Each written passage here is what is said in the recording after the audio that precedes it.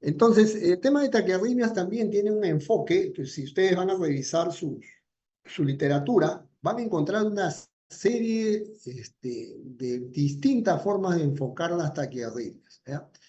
Como le digo, el motivo de esta reunión es mostrarle, digamos, las patologías más frecuentes, ¿ya? No quiero, digamos, llenarlos de situaciones muy complejas, ¿no? Vamos a ir, digamos, a lo más concreto, ¿no? Porque hay toda una serie, cómo pueden clasificar las taquiarritmias para poderlas analizar. Yo he tratado de mostrarles hoy algo que a mi juicio es la forma, digamos, más práctica como pueden abordar las taquiarritmias. Como le digo, si ustedes toman sus revisiones, van a encontrar que hay muchísimas formas. Pero vamos a irnos por esta y ojalá que les sea de utilidad.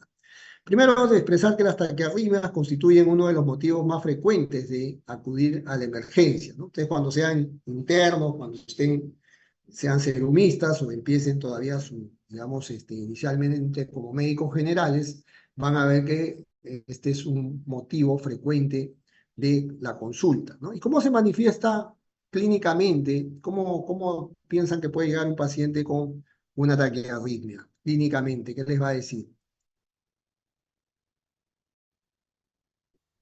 ¿Qué creen que es lo que manifiesta un paciente? Generalmente son Palpitaciones. sí, ¿no? Sí, adelante, Las doctor, nos decía. palpitaciones.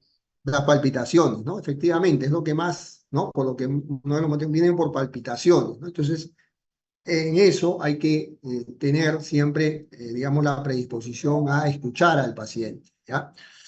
Estas taquiarritmias constituyen, ya cuando un paciente tiene una cardiopatía estructural ya evidenciada, un paciente con valvulopatía, con historia de cardiopatía isquémica, ¿no? Algún tipo de esas situaciones, hay que tener mucho cuidado, sobre todo si el paciente ya manifiesta clínica, porque en este tipo de pacientes con cardiopatías estructurales pueden ser las taquiarritmias mucho más peligrosas y llevar inclusive algún ritmo o algún tipo de arritmia letal, ¿no? Entonces hay que tener mucho cuidado con esto, con las taquiarritmias.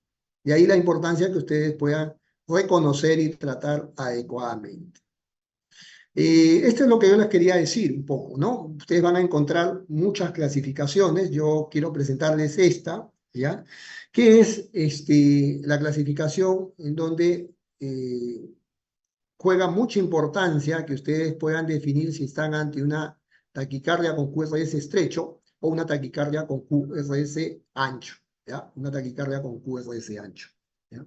Entonces, ¿qué pasa? Lo primero que yo les sugiero es que cuando llegue a ustedes un electro, vean el ritmo, vean la frecuencia, y si ya tienen una frecuencia mayor de 100, estoy ante una taquicardia, ¿no? Estoy ante una taquicardia. ¿Cuál debe ser el segundo paso de su análisis ante una taquicardia? Ver si están ante un QRS estrecho o ante un QRS ancho, ¿ya? Si están ante un QRS estrecho, diremos que estamos frente a una taquicardia, ante una taquiarritmia supraventricular. Y si están ante un QRS ancho, ¿no? Diremos que vamos a analizar después estas distintas causas, ¿ya? Entonces, lo primero es analizar la frecuencia y medir el QRS. Si estamos ante un QRS estrecho y un QRS ancho. ¿Cuándo decimos que un QRS ya es ancho? ¿A partir de qué medida? Porque si no sabemos eso, se nos va a complicar todo. ¿Cuándo decimos que estoy ante un QRS ancho? ¿Qué medida tiene que tener el QRS para decir este es un QRS ancho?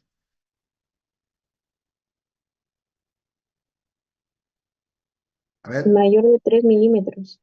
mayor de, 3 dígalo, ¿no? milímetros.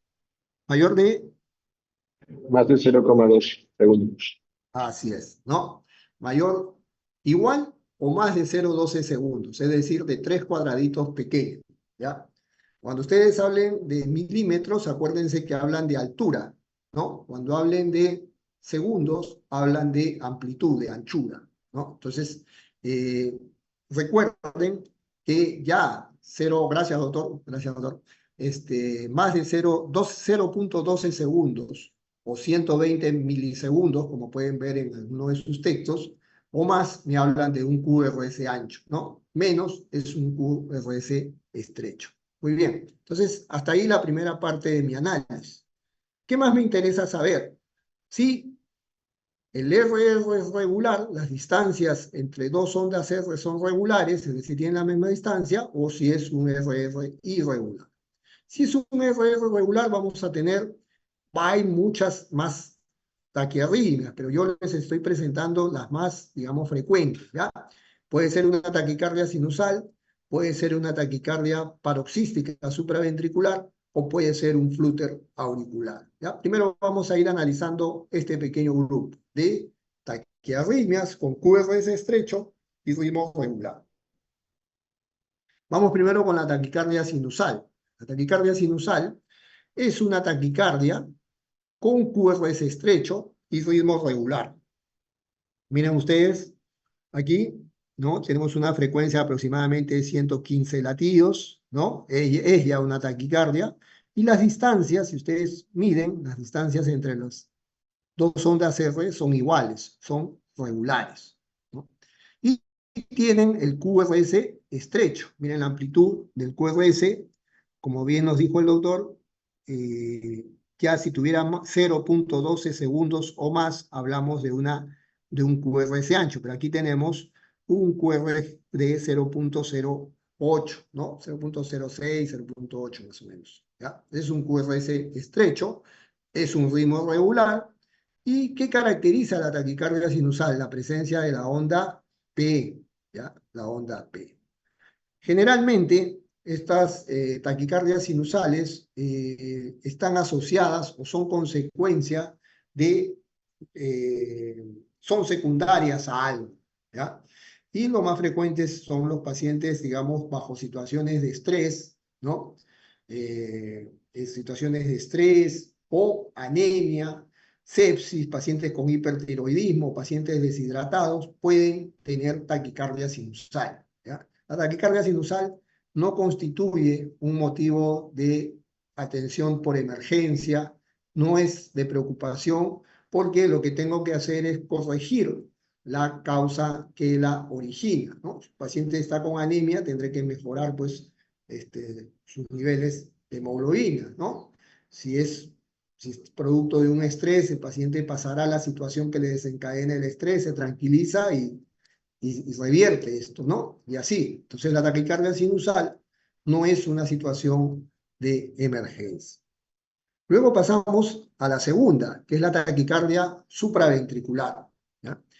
¿Qué pasa? Les llega el electro, ustedes ven una frecuencia mayor de 100, dicen, ah, es una taquicardia, ¿no? Ven si es un QRS estrecho o un QRS ancho, es un QRS estrecho, miren acá, ¿no? Tiene aproximadamente pues 0.04, 0.06, un cuadradito y pequeño y medio de ancho, ¿no? Y tiene también el ritmo regular, miren ustedes, ¿ya? El ritmo regular. Pero, ¿qué es lo que lo hace diferente de la taquicardia sinusal? Que no visualizo onda P. Aquí no ven onda P, ¿no? Miren ustedes, no visualizan la onda P, ¿ya? A diferencia de aquí, que miren, acá tienen una onda P clarísima, ¿no? Delante de todos los complejos QRS. Y miren acá, aquí no hay onda P, ¿no? Y no es que no exista la onda P, sino que es no visible muchas veces, y muchas veces queda, como vamos a ver en otro electro, posterior al complejo QRS, ¿ya? Y generalmente las taquicardias supraventriculares van a una frecuencia muy alta, generalmente van a partir de 180 hasta 250 latidos por minuto. Muy difícil que una taquicardia sinusal pase de 150, ¿no? 150, 160. Pero la taquicardia paroxística supraventricular alcanza frecuencias muy altas, ¿ya? Y, como les dije, la presencia no se visualiza la onda P, no se visualiza la onda P, ¿no? Entonces, aquí tienen una taquicardia paroxística supraventricular. Aquí tienen otro electro, miren ustedes, ¿no? Va a una frecuencia de casi 190 latidos, ¿no? Es una taquicardia. Lo segundo que tengo que ver es si tiene el QRS estrecho, tiene QRS estrecho. Lo tercero es si estoy ante una taquicardia con ritmo regular, es ritmo regular. veo si hay onda P visible, no hay onda P, por tanto, si tuviera una onda P, sería una taquicardia sinusal, pero como no veo la onda P, esto es una taquicardia paroxística supraventricular. Miren, aquí ya un poquito en el detalle más fino, ¿no? Podemos hablar que aquí están las ondas P, ¿no? Estas muescas que les estoy marcando son ondas P retrógradas, eh, ubicadas después del complejo QRS, ¿ya? Pero la característica es que la onda P no es visible en el lugar donde debe estar, ¿no? Entonces, esto es una taquicardia paroxística supraventricular. ¿Constituye un motivo de preocupación? Sí, porque suele ser muy molestosa. Imagínense un paciente con unas frecuencias muy altas va a presentar molestias, ¿no? Las palpitaciones van a ser la manifestación, digamos, más frecuente y, como vamos a ver más adelante, si el paciente tiene inestabilidad hemodinámica, ya ustedes hemos expresado cuáles son los principales síntomas de esto, perdón, debemos ir hacia un tratamiento inclusive de eléctrico, una terapia eléctrica con un paciente con inestabilidad hemodinámica y estas condiciones, ¿ya? Entonces, esta es una taquicardia paroxística supraventricular. Luego tenemos un tercer grupo de taquiarritmia con QRS estrecho, perdón, y ritmo regular, que es el flúter auricular. Pero el flúter es muy fácil de diferenciar realmente, porque tiene una característica que son estas ondas que se llaman en dientes de sierra, ¿no? O en dientes de serrucho, como con la herramienta esta para cortar madera, ¿no? Entonces, miren ustedes, ¿no? Y que tienen esta característica, ¿no? Esta configuración que nos hace prácticamente de un diagnóstico bastante, digamos, no tan complicado, no tan fácil, ¿no? No tan difícil, perdón, ¿no? Entonces, generalmente vamos a tener frecuencias auriculares, ¿no? Altas, si ustedes calculan aquí, pero esto es variable, porque ustedes, por eso les decía, ¿no? Si entráramos así al detalle de flúter auricular, podríamos establecer cocientes de conducción, ¿no? 3,2, 4,1, 3,1, pero no quiero, digamos, lo que me interesa ahorita es que ustedes están todavía en una etapa de formación inicial, es que tengan el concepto básico de lo que es la arritmia. Después ya, con el tiempo, o quienes decidan de repente ya hacer especialidades afines a cardiología intensivas, emergencias y desastre, tendrán que identificar pues los tipos, ¿no? Los conducientes, si el flúter es atípico o típico, los cocientes de conducción. Pero por ahora lo que me interesa con ustedes es que reconozcan un flúter auricular, ¿ya? Entonces, hemos completado el primer grupo de taquiarritmias. Entonces, si yo tengo una taquiarritmia, una taquicardia, más de 100, lo segundo que voy a hacer es ver si es un QRS estrecho o un QRS ancho. Si el QRS mide menos por debajo de 0,12 segundos, ¿no? Es un QRS estrecho y veo si el ritmo es regular, si las distancias RR son regulares. Si son regulares y tienen onda P, es una taquicardia sinusal. Si no veo la onda P, es una taquicardia supraventricular. Y si veo ondas en dientes de sierra, será un flúter auricular. Aquí tienen otro trazadito, ¿no? De un flúter. Por acá tengo un electro completo, miren, ¿no? Ahora, hay una serie, como le digo, de variedades por el tema de conducción, puede ser, como le dije, conducción 3,1, conducción variable. En la taquicardia paroxística supraventricular, si ustedes leen, pues va a haber una taquicardia por reentrada intranodal con o sin vía accesoria. No me voy a, como le dije, a detener mucho en eso, porque lo que me interesa es que identifiquen lo macro todavía, ¿no? Lo grande. Muy bien. Ahora tenemos lo que es la fibrilación auricular. Vamos a irnos ahora a las QRS estrecho, pero con ritmo irregular, ¿ya? Las que tienen ritmo irregular. Y ahí tenemos la fibrilación auricular, ¿no? Es una arritmia que se va a originar en múltiples focos ectópicos en la aurícula y que va a tener, a diferencia del flúter, unas ondas más finas, ¿no? O sea, por eso se llaman unas F minúsculas. Aquí no va a haber onda P, ¿no? No va a haber una onda P, y miren ustedes, no se caracteriza por las distancias entre RR irregulares. Miren aquí hay una distancia, más o menos esta, acá se acorta, acá se vuelve a alargar, ¿no? Y entonces este, vamos a obtener lo que se llama una fibrilación auricular, ¿no? Que se caracteriza, es una taquiarritmia con QRS estrecho, pero de ritmo irregular y con presencia de ondas F finas. ¿Cómo hago para calcular la frecuencia aquí? Porque yo puedo tener una fibrilación auricular con respuesta ventricular baja, con respuesta ventricular controlada o con respuesta ventricular alta, ¿no? Yo digo que una fibrilación auricular es con respuesta ventricular alta cuando tiene 120 o más latidos, ¿no? Controlada cuando está entre 60 y 120 y baja cuando está menos de 60, ¿ya? Pero entonces, ¿cómo hago para sacar la frecuencia cardíaca en este grupo de pacientes con fibrilación auricular? ¿Quién lo sabe?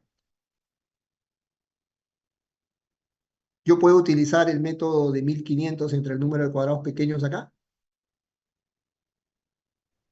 Contar los R y R en 6 segundos. Muy bien, ¿no? Contar cuántos complejos QRS hay en 6 segundos. ¿Y cómo determino 6 segundos en un electrocardiograma? 30 30 cuadrados cuadrados. grandes. ¿Cuánto? 30 cuadraditos. 30 cuadrados. ¿30 cuadrados grandes o chicos?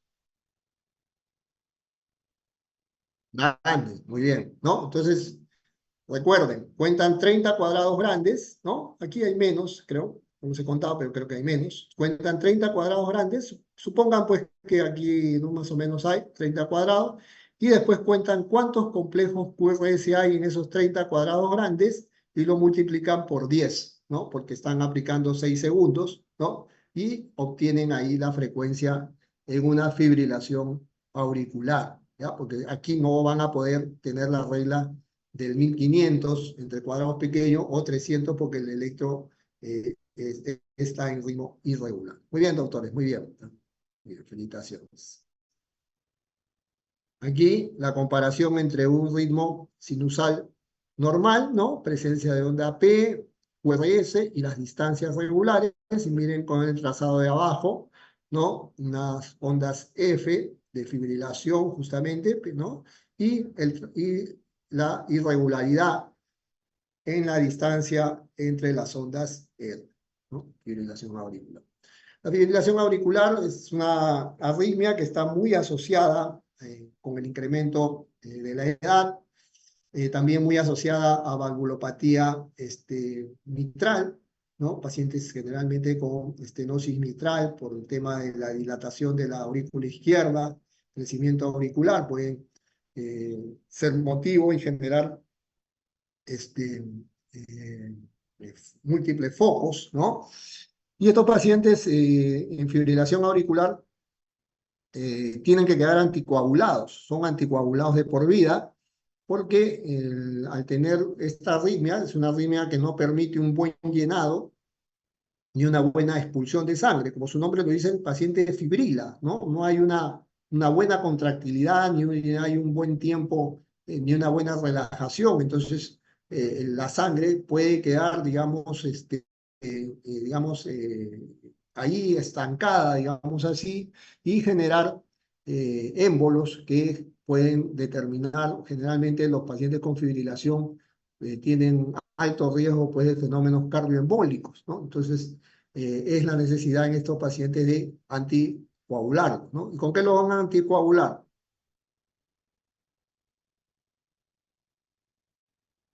¿Con qué lo anticoagulan?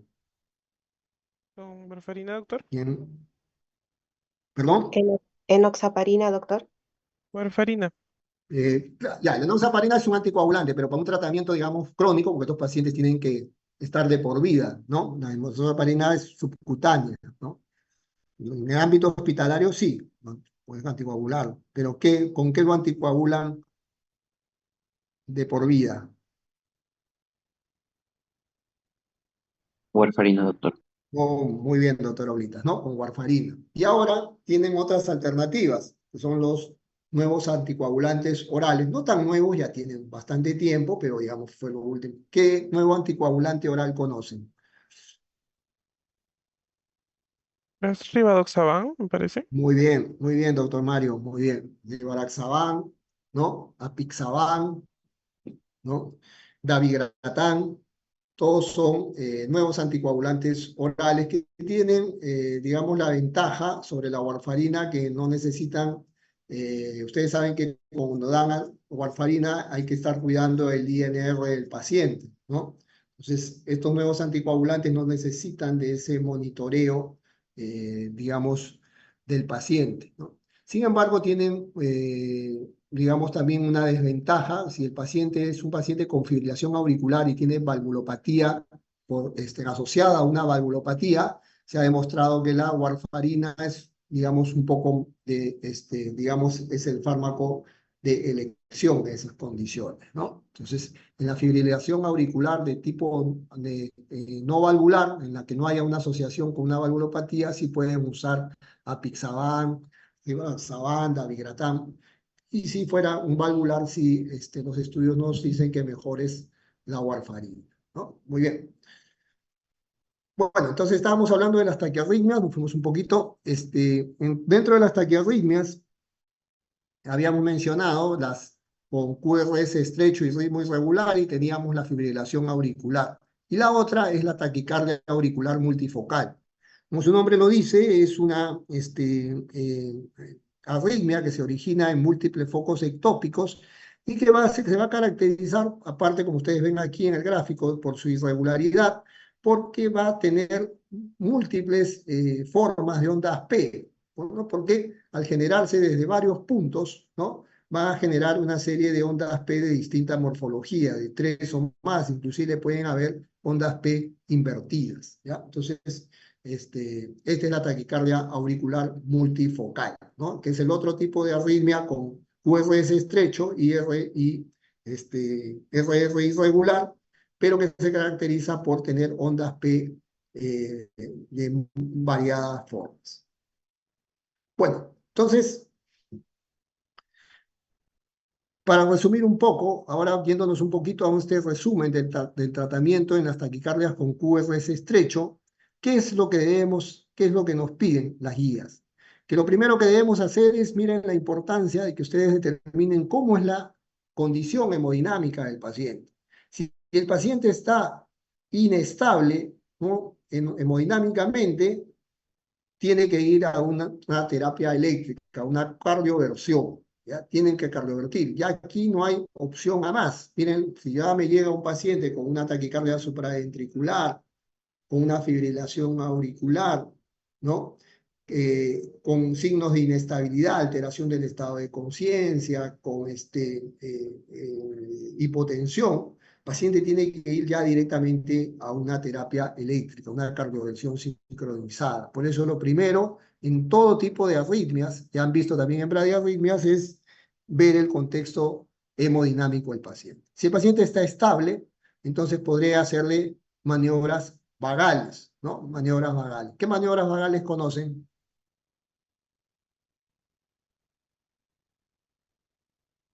¿Qué Reflejo maniobras nauseoso, vagales? doctor. ¿Perdón? No lo escuché. Díganlo, díganlo. El masaje carotidio. Ya, masaje carotidio, muy bien. Otra.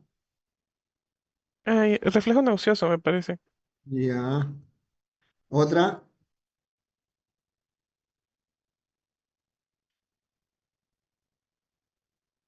Se quedaron. Tienen que, todo lo que son Valsalva, pues, ya. Tienen que aprender la Valsalva modificada, poner toallas frías en el rostro, sobre todo en pequeñitos, ¿no? Globo ocular, la presión, eso sí, no está indicado en niños, ¿no? Entonces, tienen que repasar sus maniobras vagales, ¿ah? ¿Ya? Muy bien. Si no fueran efectivas las maniobras vagales, en la taquicardia paroxística supraventricular, el fármaco de elección es adenosina, ¿ya? La adenosina en taquicardia paroxística supraventricular, acuérdense, es la adenosina, ¿ya? Es la adenosina, es muy importante. Si fracasara la adenosina o no tuvieran, pueden usar verapamilo, ¿ya?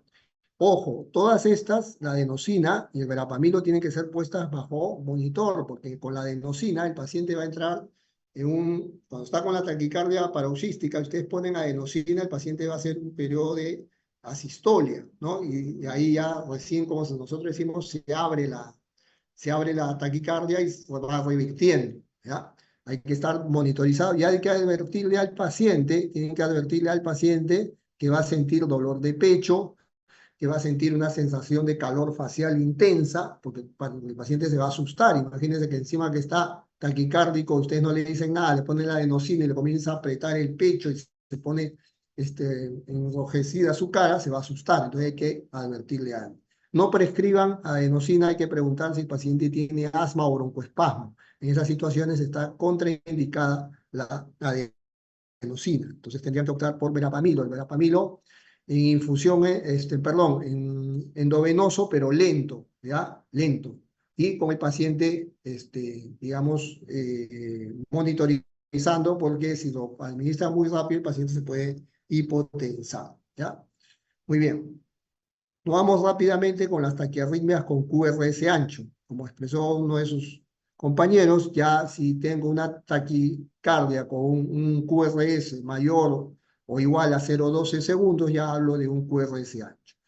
Estas son, generalmente, las taquicardias con QRS anchos revisten un poquito más de dificultad para el diagnóstico, pero vamos a enfocarnos en las taquiarritmias más frecuentes, ¿ya?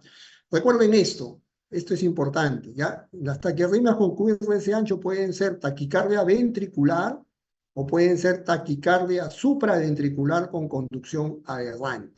Este es un diagnóstico, digamos, bastante fino, ¿no? Pero miren la frecuencia, de cada 10, 9 son taquicardias ventriculares y una sola sería una taquicardia supraventricular con conducción aberrante. Puedo diferenciar una taquicardia o sea, si me viene una taquicardia con QRS ancho, yo puedo diferenciar si es una ventricular o una supraventricular con conducción aberrante, sí, lo puedo hacer. Se aplican unos algoritmos que consiste en hacer un análisis de 6 pasos, pero en la práctica, ¿qué me dice la práctica? Que casi todas van a ser taquicardias ventriculares. Entonces, en la emergencia, para ustedes que están en etapa de formación, desde el punto de vista práctico, todo se trata como si fuera una taquicardia ventricular. Después ya vendrá el diagnóstico, digamos, más,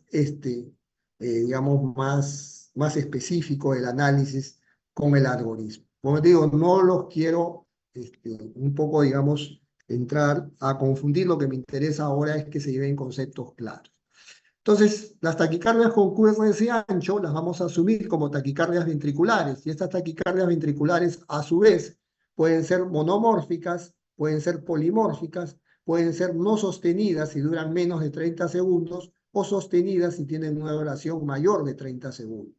También ya hemos hablado de la taquicardia supraventricular con conducción aberrante, que tenemos que hacer, digamos, un discernimiento mediante algoritmos, ¿no?, que nos permitan hacer un diagnóstico más preciso, pero con fines prácticos todo se maneja como si fueran taquicardias ventriculares. Y finalmente esta, que es una arritmia fatal. Acá está comprendida como un QRS ancho, pero la verdad es que lo he puesto aquí en este grupo porque es una arritmia bastante letal, digamos, que produce la muerte. Generalmente es la causa de muerte por arritmia, que es la fibrilación ventricular, de la que vamos a hablar también. Bueno, las taquicardias ventriculares, ya hemos dicho que son taquicardias que se establecen a un ritmo mayor a 100 y que nacen generalmente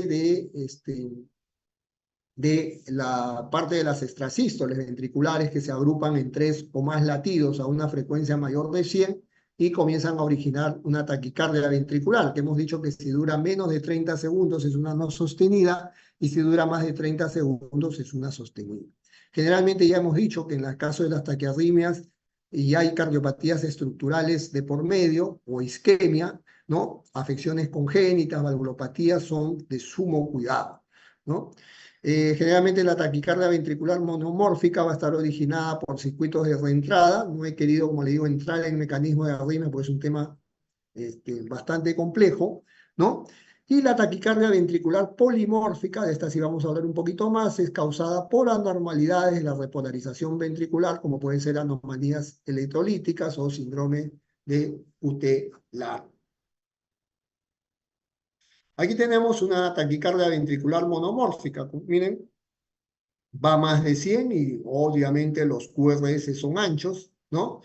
Ya hemos dicho que vamos a denominarles taquicardias ventriculares y como tienen la misma morfología, se llaman taquicardia ventricular monomórfica. Generalmente se originan a partir de la agrupación de 3, ¿no? Cuando se agrupan 3 o más extrasístoles ventriculares, ¿no? Las extrasístoles ventriculares. Luego tenemos la taquicardia ventricular polimórfica. La taquicardia ventricular polimórfica, miren ustedes aquí, ¿no? Es igual, ¿no? Nace de una salva o una racha de 3 o más extrasístoles ventriculares que van a una frecuencia mayor de 100.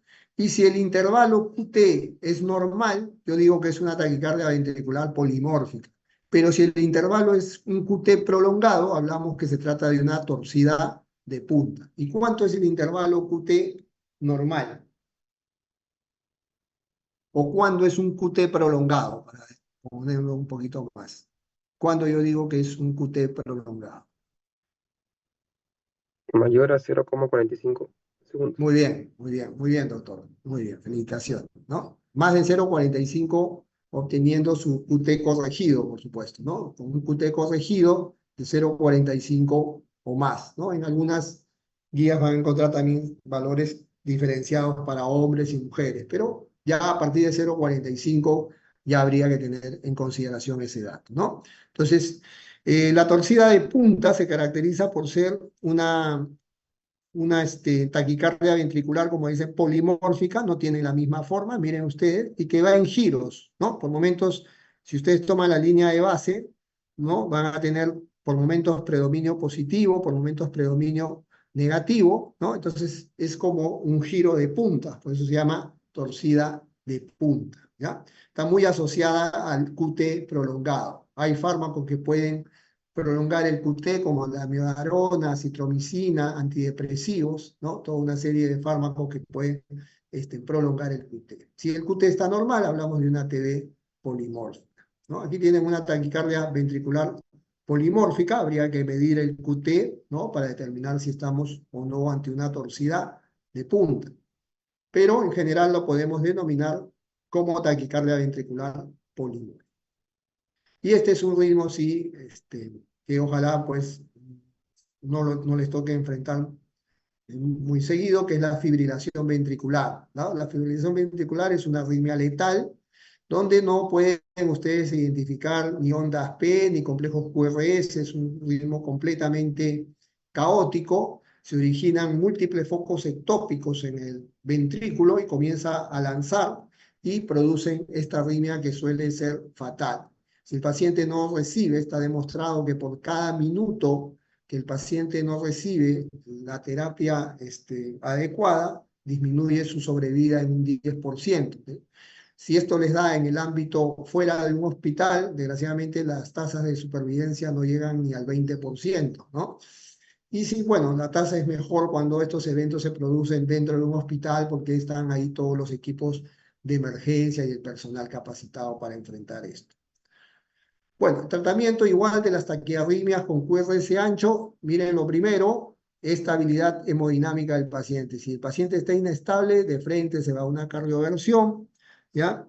Y en estos casos sí hay un fármaco que es muy recomendado, que es la amiodarona, ¿ya? La amiodarona, así como hay antibióticos de amplio espectro, se dice que la amiodarona es un antiarrítmico de amplio espectro. Le pega bien a casi todo, ¿ya? Y es un fármaco que lo van a ustedes a tener con más seguridad cuando sean serumistas, porque es un fármaco no muy costoso. Y entonces los va a ayudar mucho en lo que es el tratamiento con taquiarritmias con QRS ancho, ¿ya?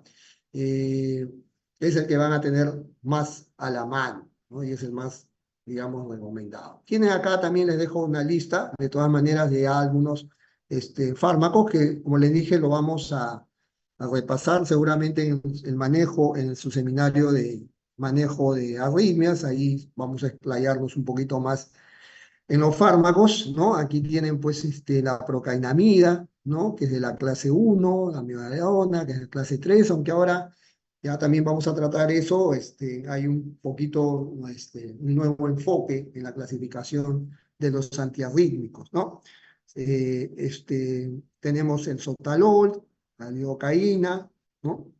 Entonces, es importante esto, ¿no? Para las polimórficas, miren, acá les pongo estable, ¿ya? Porque sabemos que si el paciente está inestable, ¿qué van a hacer?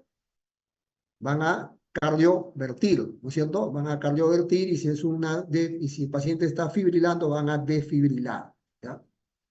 Muy bien. Y dentro del tratamiento no farmacológico, ya cuando el paciente tiene, desgraciadamente, no controla los medicamentos con su tratamiento crónico farmacológico, nos queda únicamente ya terapias más invasivas como son la ablación con catéter, si es que los fármacos no han funcionado en el control, o en los pacientes con alto riesgo de presentar muerte súbita o que ya han sido resucitados de una parada cardíaca, se les pone un cardiodesfibrilador implantado. Bueno, ya hemos hablado de las condiciones asociadas a taquiarritmias, hipertiroidismo, cardiopatías estructurales. El EPOC está muy asociado a taquicardia auricular multifocal. Medicamentos, hipopotasemia, trastornos como hipopotasemia que pueden terminar en torcidas de punta, ¿no? Perdón, hipomagnesemia, también que pueden terminar en trastornos como la torcida de punta. Entonces, para concluir, recuerden que el estado hemodinámico del paciente es lo primero a considerar en una taquiarritmia. Acuérdense de eso, ¿no? Si el paciente está inestable, tengo que ir ya a terapia eléctrica, una cardioversión eléctrica.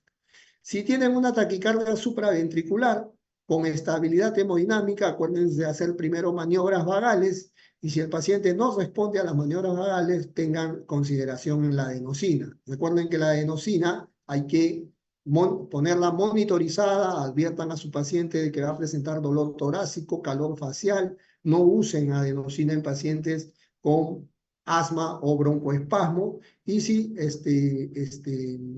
no tienen adenosina, pueden usar verapamilo, colocarlo lentamente por la hipotensión. En el manejo de urgencias, toda taquicardia con QRS ancho debe ser considerada como una taquicardia ventricular, y ahí, como les dije, tienen la opción de la amiodarona, ¿no? También una recomendación de precaución digamos, en embarazo, en las embarazadas, si la amiodarona tiene que ser, es preferible no usarla o usar, en todo caso, un beta bloqueante endovenoso. Muy bien. Bueno, el principal mecanismo de producción de taquiarritmias es la reentrada. Muy bien, es un poco lo que hoy quería compartir con ustedes. No sé si hay alguna pregunta. Como les he dicho, he tratado de hacer un tema concreto porque